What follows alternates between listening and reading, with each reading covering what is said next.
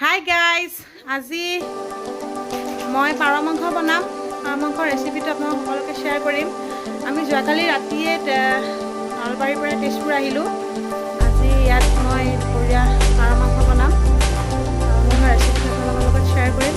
সকলোৱে মোৰ চেনেলটো চাব, ছাবস্ক্ৰাইব কৰিব। চাই থাকক আপোনালোকে মোৰ চেনেলটো। আজি মই পাৰ মাংস কেনেদৰে বনাওঁ দেখুৱাই যাম। এয়া পিঁয়াজ 5মান পিঁয়াজ কাটি থৈছোঁ এনেকৈ, আৰু এয়া নহৰু,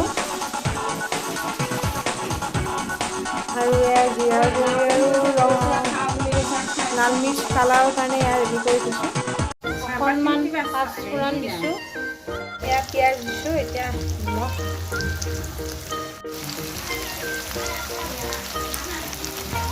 এয়া নহৰু বটা,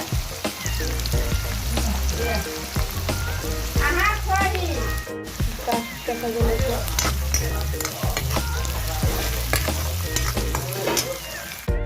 এয়া এতিয়া আমাৰ মেইন মালখিনি এইখিনিয়ে। পাৰ মাংস ইয়াত প্ৰায় তিনিটা পাৰ আছে প্ৰায়।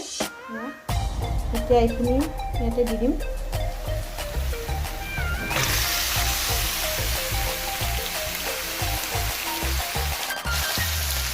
হালধি গুড়ি চামুচ,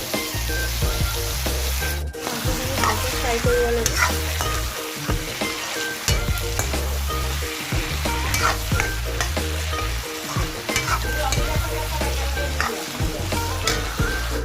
অলপ ফ্ৰাই কৰি দিছোঁ, মছলা পাতিটো দিয়া নাই।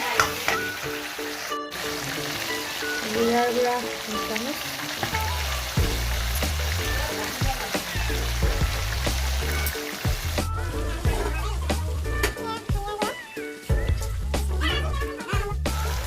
কালাৰৰ কাৰণে লাল মিৰ্চ, এতিয়া আলু আৰু অমিতাখিনি ইয়াতে দি দিওঁ।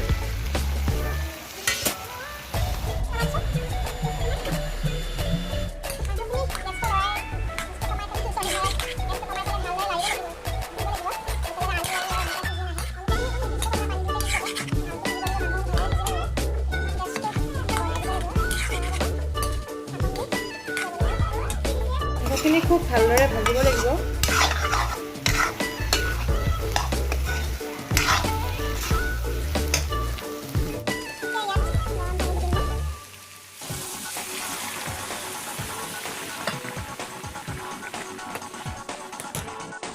এয়া মাংসত পানী দিছোঁ, পানী উতলি আছে।